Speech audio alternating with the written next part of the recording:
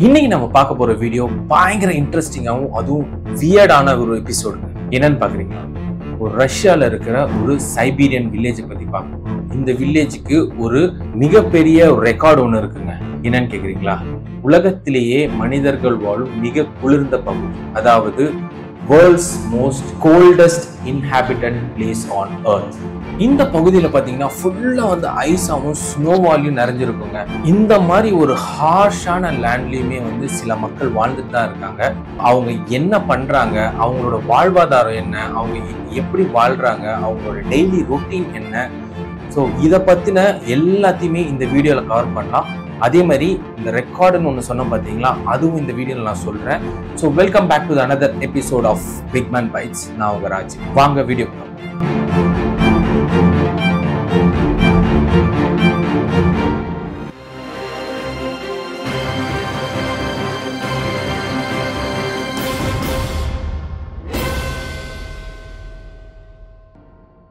சாக்கா ரிப்பப்ளிக் ரஷ்யால இருக்கிற ஒரு சின்ன சைபீரியன் கிராமம் தாங்க இந்த ஓமியோகான்.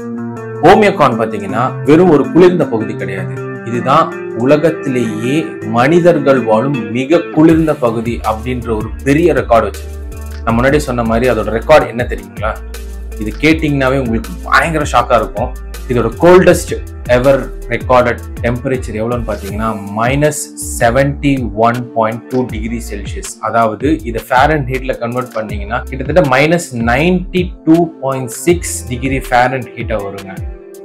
ஸோ கேட்கும்போது நம்ம வீட்டில் யூஸ் பண்ற ஃப்ரிட்ஜில் நம்ம ஃப்ரீசர் பாக்ஸ்ன்னு வச்சுப்போம் பார்த்தீங்கன்னா, அந்த ஃப்ரீசர் பாக்ஸில் இருக்கிற டெம்பரேச்சர் என்னன்னு பார்த்தீங்கன்னா மேக்சிமமா பாத்தீங்கன்னா ஒரு -15 டிகிரி செல்சியஸ்ல இருந்து 20 டிகிரி செல்சியஸ் தாங்க மெயின்டைன் பண்ணுவாங்க. அதுவே வந்து டாப் ஃப்ரீசிங் கோல்டு. அதாவது ஃப்ரீசிங்ன்றதே 0 டிகிரிக்கு கீழே கம்மியாச்சுனாவே அது ஃப்ரீசிங் கோல்டு தான். ஆனா இந்த ஓமியோகான்ல இவங்களோட வின்டர் டைம்ல நார்மலான டெம்பரேச்சர் என்னன்னு பாத்தீங்கன்னா -50ல இருந்து 60 டிகிரி செல்சியஸ் மெயின்டைன் ஆகுங்க. அதாவது ஃப்ரம் நவம்பர்ல இருந்து அந்த ஏப்ரல் அந்த வின்டர் சீசன்ல ஓமியோகான்ல இந்த சின்ன கிராமத்துல இன்னமும் மக்கள் வாழ்ந்துட்டு இருக்காங்க. அதாவது இவங்களோட பாப்புலேஷன் பாத்தீங்கன்னா வெறும் 500 பேர் தாங்க. இந்த ரஷ்யால இருக்க சின்ன சைபீரியன் கிராமமான ஓமியோகான் எந்த அளவுக்கு டேஞ்சரஸ், எந்த அளவுக்கு வந்து கோல்டு, ஏன் வந்து இந்த பேர் வந்தது அப்படின்றது உங்களுக்கு தெரியுமா? ஓமியோகான் அந்த பேரோட அர்த்தம் என்னன்னு பாத்தீங்கன்னா உறையாத நீர், அதாவது water that does not freeze. என்னடா பைத்தியம் மாதிரி வளர்ற -60 டிகிரி செல்சியஸ் 50 டிகிரி செல்சியஸ்ன்னு சொல்ற, 0லயே வந்து ஒரு தண்ணி ஃப்ரீஸ் ஆயிடுது, -1க்கு போனாலே ஃப்ரீஸ் ஆயிடுது, இன்னும் 50-60 சொல்ற, ஆனா வந்து உறையாத நீர் அப்படின்னு சொல்றேன்னு கேக்குறீங்களா? ஆமாங்க, கொஞ்சம் வியர்டா இருக்குல்ல? கரெக்ட். அதாவது இந்த ஏரியா ஃபுல்லா ஃப்ரீஸா இருக்கும், ஸ்னோவா இருக்கும், உங்களோட லேண்ட் எல்லாமே பாத்தீங்கன்னா ஐஸ் தாங்க. பட் அந்த ஐஸுக்கு அடியில பாத்தீங்கன்னா ஓமியோகான் நதி ஓடுது, அது வந்து ஃப்ரீஸ் ஆகாம தான் இருக்கும். ஸோ இவங்களோட தினசரி வாழ்க்கையில வந்து ஃபிஷ்ஷிங் அப்படின்றதும் வந்து ஐஸ் ஃபிஷ்ஷிங் சொல்லுவாங்க. அப்படின்றது வந்து அவங்களோட வாழ்வாதாரத்துல ஒண்ணா இருக்கு. ஸோ இவங்க என்ன பண்ணுவாங்கன்னா அந்த நதியில ஒரு ட்ரில் பண்ணி ஹோல் பண்ணி அந்த இடத்துல வந்து ஃபிஷ் பண்ணுவாங்க. நிறைய இடத்துல ஃபிஷ்ஷிங் பண்ணி அவங்களோட இதுக்கு வந்து ஸ்டோரேஜ் பண்ணிப்பாங்க. அதாவது வின்டருக்காக வந்து இந்த மீன்கள் எல்லாத்தையும் அவங்க ஸ்டோரேஜ் பண்ணி வச்சிருக்காங்கன்னா, ஸோ அதுக்கப்புறம் அவங்களுக்கு வந்து இந்த எக்ஸ்ட்ரீம் ஹார்ஷ் வெதர்ல வந்து அடிக்கடி அவங்களுக்கு வெளியே வர தேவையில்லை. அதே மாதிரி இவங்க வந்து இவங்களோட வாழ்வாதாரத்துக்கு என்னென்ன பண்றாங்கன்னு பாத்தீங்கன்னா, இந்த ரெயின்டீர் இருக்கு பாத்தீங்களா, இந்த கிறிஸ்மஸ்ல எல்லாம் வரும் அந்த ரெயின்டீர். ஸோ அந்த ரெயின்டீரை வந்து வளர்க்குறது, அதுக்கப்புறம் ஐஸ் ஃபிஷிங் பண்றது, அதுக்கப்புறம் வந்து ஹண்டிங் ஃபார் சர்வைவல். ஸோ இதெல்லாம் தான் வந்து அவங்களோட வாழ்வாதாரமா இருக்குது அந்த ஓமியோகான்ல. இந்த மாதிரி ஒரு ஹார்ஷான லேண்ட்ல வாழ்றது அப்படின்றதே வந்து ஒரு பெரிய விஷயம். அதுவும் இப்படிலாம் பண்ணி தான் நம்ம வாழணுன்றது வந்து ரொம்ப ரொம்ப கஷ்டமான ஒரு வேலைங்க. ஓமியோகான்ல இருக்கிற தரையெல்லாம் பாத்தீங்கன்னா உங்களுக்கு வந்து ஃபுல் ஆஃப் ஃப்ரீஸ். இந்த இதுக்கு பேர் வந்து பெர்மாஃப்ராஸ்ட்னு சொல்லுவாங்க. அப்படின்னா இந்த தரை எல்லாமே வந்து ஃபுல்லா ஐஸ், அதாவது எந்த ஒரு கிளைமேட்டிக் சேஞ்சிலையும் அது வந்து அப்படியே தான் இருக்கும். அதாவது ஃபுல்லா வந்து ஃப்ரீஸ் ஆயிருக்கும். இது எப்படின்னா பாத்தீங்கன்னா ஒரு ஹார்ட், நம்ம இப்ப தரையெல்லாம் இருக்கு பாத்தீங்களா, அந்த மாதிரி ஹார்ட் சர்ஃபேஸா அது பெர்மனண்டா ஃப்ரீஸ் ஆயிருக்கிறதா நம்ம பெர்மாஃப்ராஸ்ட்னு சொல்லுவோம். ஸோ ஓமியோகான்ல இருக்கிற மேக்ஸிமம் பகுதி எல்லாமே வந்து பெர்மாஃப்ராஸ்ட் தான். அதுக்கு அடியில தாங்க அந்த நதி ஓடுது. அதுல தான் அவங்க என்ன பண்ணுவாங்கன்னா பெர்மனண்டா ஃப்ரீஸ் ஆயிருக்கு ஐஸ்ல வந்து ஹோல்ட் பண்ணி அதுக்கப்புறம் அந்த நதியை ரீச் பண்ணிட்டு அதுக்கப்புறம் தான் அவங்க வந்து ஃபிஷ்ஷிங்கே பண்ணுவாங்க. ஓமியோகான்ல வந்து நான் முன்னாடி சொன்ன மாதிரி அது அந்த ஏரியால வந்து ஃபுல்லாவே பெர்மாஃப்ராஸ்ட் ஆயிருக்கிறதுனால அங்க வந்து தரையே இல்லை. தரை இருந்தா தானங்க நம்மளால ஃபார்மிங்கே பண்ண முடியும். ஸோ அவங்களுக்கு கிடைக்கிற ஃபுட் பார்த்தீங்கன்னா மோஸ்ட்லி வந்து வெளியில இருந்து வரும். அதுக்கப்புறம் அவங்க வந்து ஹண்டிங் பண்றது, அதுக்கப்புறம் அவங்க வளர்க்குற ரெயின்டீர், அதுக்கப்புறம் அவங்க ஃபிஷிங் பண்றாங்க. ஸோ இந்த மாதிரி விஷயங்கள்ல வர மீட் பேஸ்ட் ஃபுட் தான் அவங்களோட மெயின் ஃபுட்டாவே இருக்குது. ஸோ அவங்க வந்து ஹார்ஸ், அதுக்கப்புறம் ஃபிஷ்ஷஸ், அதுக்கப்புறம் மற்றபடி இந்த மாதிரி அதுக்கப்புறம் ஹண்ட் பண்ணுவாங்க. இந்த மாதிரி யாக் இதெல்லாம் இருக்கு பார்த்தீங்களா, இதெல்லாம் ஹண்ட் பண்ணி அதுல இருந்து வர மீட்டை வந்து அவங்க வந்து சின்ன சின்னதாக கட் பண்ணி அவங்க இடத்துல வந்து ஸ்டோர் பண்ணி வச்சிருப்பாங்க. இந்த ஒரு குளிர்ந்த பகுதியிலையும் ஒரு நல்ல விஷயம் என்னன்னு பார்த்தீங்கன்னா உங்களுக்கு வந்து அவங்களுக்கு ஃப்ரிட்ஜே தேவையில்லை. ஸோ அவங்க வந்து ஏதாவது ஒரு பிளேஸ்ல வந்து அவங்களோட இதில் வந்து ஸ்டோர் பண்ணாலோ இல்லை ஒரு பாத்திரத்தில் வச்சுட்டாலோ கூட அந்த எந்த ஒரு பொருளுமே வந்து கெடாது, அப்படியே இருக்கும். எவ்வளோ நாள் அவங்க வேணாலும் யூஸ் பண்ணலாம். ஸோ அவங்களோட ஃபுட் பேஸ்ட் பார்த்தீங்கன்னா ஃபுல்லாகவே வந்து இந்த சூப் ஐட்டம்ஸ், அதாவது ஜஸ்ட் அந்த கறியெல்லாம் எடுத்து போட்டுட்டு அதுக்கப்புறம் தண்ணி ஊற்றி அதை வேக வச்சு உப்பு போட்டு சாப்பிடுவாங்க. அதுக்கப்புறம் மீன் எல்லாமே வந்து எல்லாமே ஃப்ரோசன் ஃபிஷ்ஷாக தானே இருக்கும். அதெல்லாம் அப்படியே ஸ்லைஸ் பண்ணி அப்படியே வந்து உப்பு போட்டு சாப்பிடுவாங்க.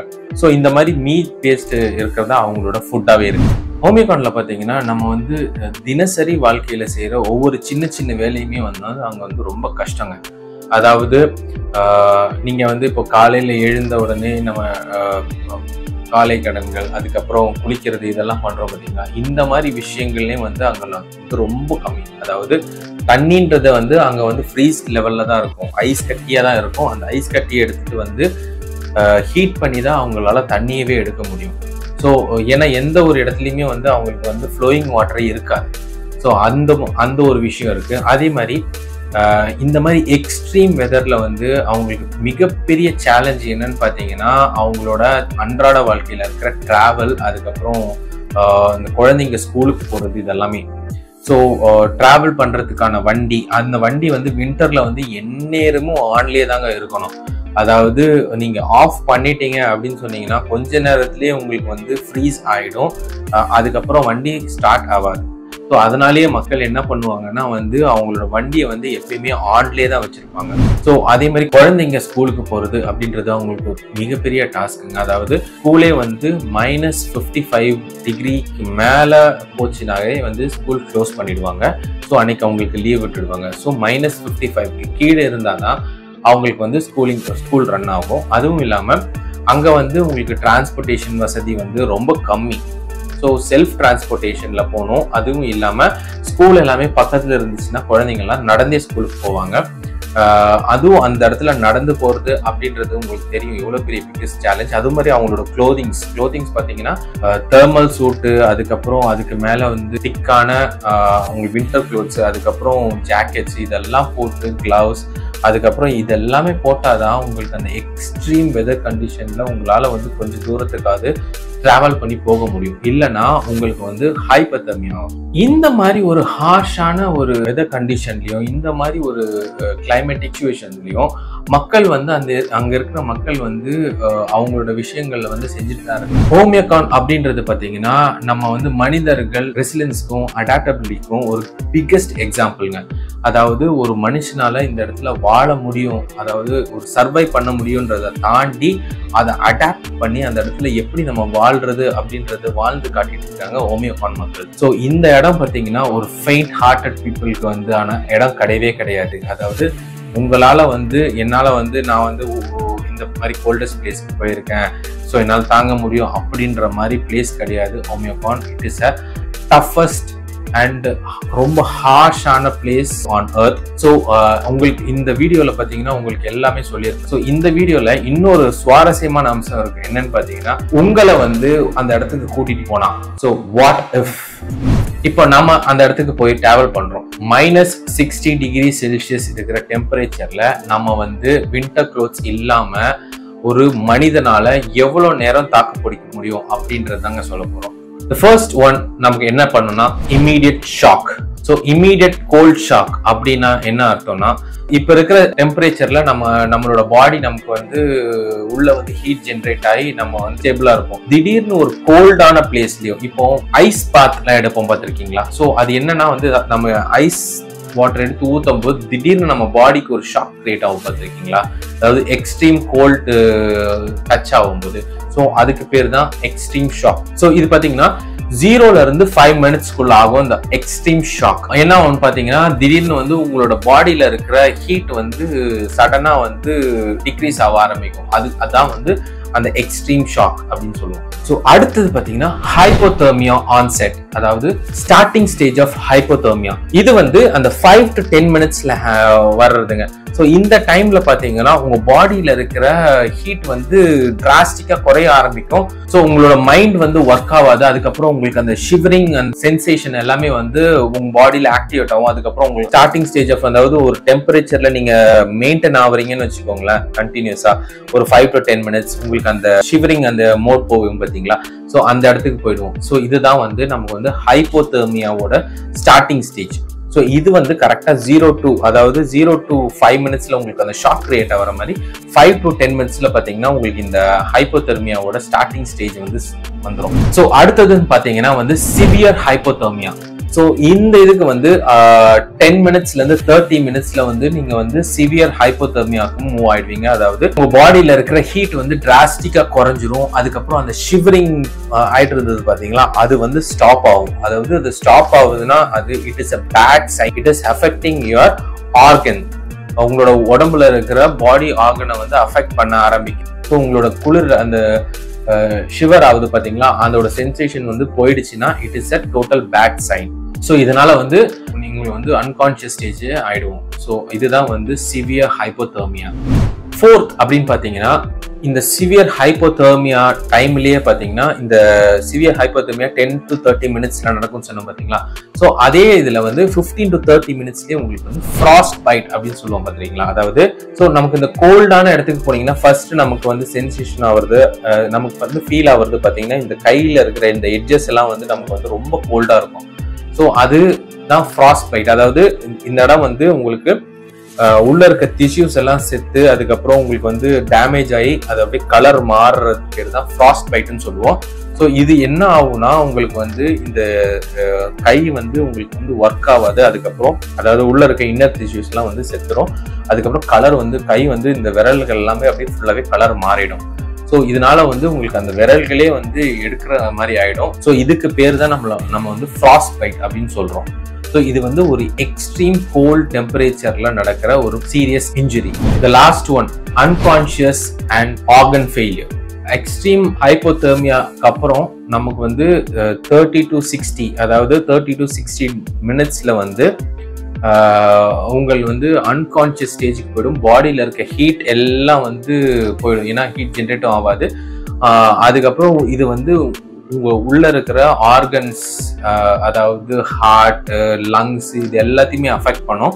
அந்த 30 மினிட்ஸ்க்குள்ள உங்களுக்கு வந்து ரீவார்மிங்கோ இல்லைன்னா வந்து ட்ரீட்மெண்ட்டோ எதுவும் கொடுக்கல அப்படின்னு சொன்னீங்கன்னா ஸோ நெக்ஸ்ட் 30 to 60 மினிட்ஸ்ல நம்ம வந்து சாக வேண்டியதுதான்.